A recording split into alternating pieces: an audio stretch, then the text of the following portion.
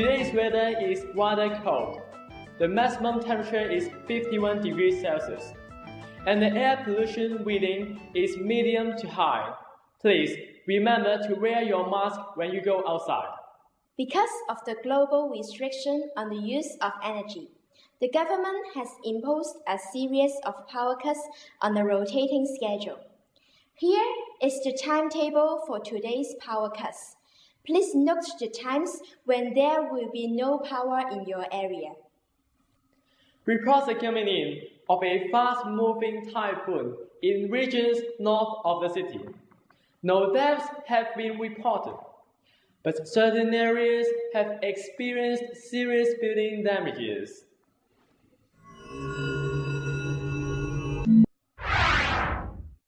Many countries around the world, including America, Canada, and France, were hit by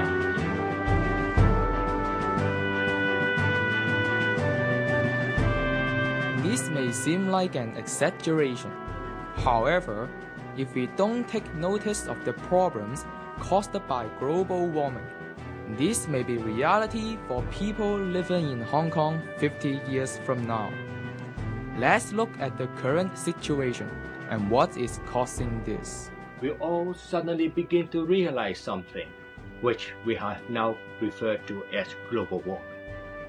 In this, over the past, maybe just simply half a century, we have noticed a dramatic increase in the Earth's gas temperature, the atmosphere, where we start to use a lot of fossil fuel. Now, that has started to cause a lot of havoc.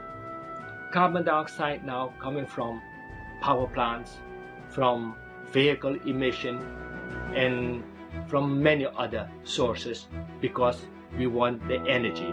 We burn the fossil fuel. When we looking at just now the increase of the atmospheric carbon dioxide concentration, that actually has somehow a heat trapping effect, and we call it a greenhouse effect. Our aim is try to contribute to the better air quality in Hong Kong, and because bus is one of the major source of emission, when we talk about climate change, CO2 emission, and public bus itself is already very friendly to this contribution. The greenhouse effect results in global warming, which affects the polar ice cap and in turn the rest of the world. In the past, we'll have a lot of ice in the north or in the south pole. Today, only about 20 years, maybe 25 years, you can see how it has shrunken. The amount of water that is now liberated into the ocean is phenomenal. And that is why even beautiful sceneries are lost. You know, mountains in Africa, for example, the Kilimanjaro, where you had a lovely snow cap, and then what have you got today? Just a flimsy piece of white. If we're not over worried at this stage, let us start to worry in 50 years' time. If we don't curb and stop this global warming, in 50 years, we would expect through the melting of the North and South Pole's ice cap, then the ocean level could rise easily by 6 meters. When we look at the world around us, the situation is alarming. The demand of energy is increasing every day. With the limited reserves of energy, there is an urge to look for new sources of energy. Otherwise, our world will fall into an awkward situation. Renewable energy actually is trying to convert with fossil fuel, which is a non-renewable energy. Renewable energy refers to the fuel which could be regenerated and that we could use without a fear that will be totally depleted on Earth. What is being done in Hong Kong to respond to the need for renewable energy sources? CLP Group actually started investment in renewable energy projects since 1997. In 2005, we have set up CLP Renewable, which is specifically for investment in renewable energy projects across Asia Pacific. After the hydro investment, we started investment in different kind of renewable energies. And our second investment is in wind power. Wind power, our first wind power project is in Shandong Changdao Island. After investing a lot of wind farm across in India, Australia and China, we started our third kind of renewable energy investment, which is biomass. And our first investment in biomass is also in Shandong, in the Boxing County. It supplies electricity to the Boxing County and Shandong province. But besides supplying electricity, it actually provided extra income stream for the local farmers because we are using their agricultural waste, cotton stalk, as our fuel. For liquid wastes, such as, for example, for Hong Kong people, we are Chinese, we like the Chinese diet, and therefore we have a lot of very oily foods, and therefore we generate a lot of liquid oily wastes. And these waste cooking oils or pork oil, etc., these wastes could be converted into biofuel called biodiesels. There is no time constraint for us to look for new forms of energy. It all depends on how much we can contribute to save this planet. One of the solutions is to recycle waste oil to produce biodiesel fuel, which is clean and efficient. Biodiesel production in Hong Kong does not come easy. As a new fuel, most truck drivers are hesitant to use biodiesel in their diesel engines.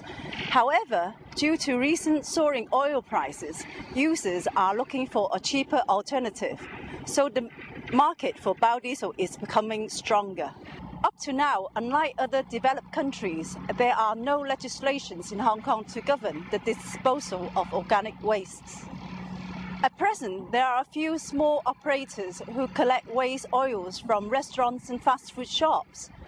They would simply warm up the waste oils in order to extract any water that has got blended in previously. We prepare to set up collection teams to make these collections ourselves and turn these waste oils into clean, renewable energy. All in all, we are delighted that the Hong Kong government has taken the initiative towards the recycling of organic waste in a controlled manner. The fact is that emissions from vehicles cause air pollution. Public opinion demands that authorities do something about this problem. We learned about biodiesel fuel from some environmental protection bodies. We first worried that it may not be powerful enough. However, our catering company was brave enough to try it. It is powerful enough, and we are happy with the results. Furthermore, the biodiesel fuel we're using is actually produced by recycling the canola oil we use. KMB CO2 emission per passenger kilometer in 2007 is only around 38 grams per kilometer passenger. As compared to London transport, they are now about 80 grams per passenger kilometer. In 2006, we introduced the first in Asia, the Euro 4 engine standard to Hong Kong. In 1998, after a number of measures and trial, we equipped oxidation catalyst exhaust device into our 2,600 buses. And from 2001, we tried to equip with the diesel particulate filter. This device can reduce particulate matter by more than 85%. Our truck fleet has been using biodiesel fuel for 2 years. We realized the difference between biodiesel fuel and Shell and Caltex diesel was not significant. If I had to identify one weakness with biodiesel fuel, it is that it's a little less powerful. For lightweight lorries and four-wheel drive vehicles, there is no obvious difference. Previously, our truck fleet produced lots of black exhaust smoke, but over the past 2 years, we found none. Biofuel sounds good, but there are still some drawbacks. We need to find other sources of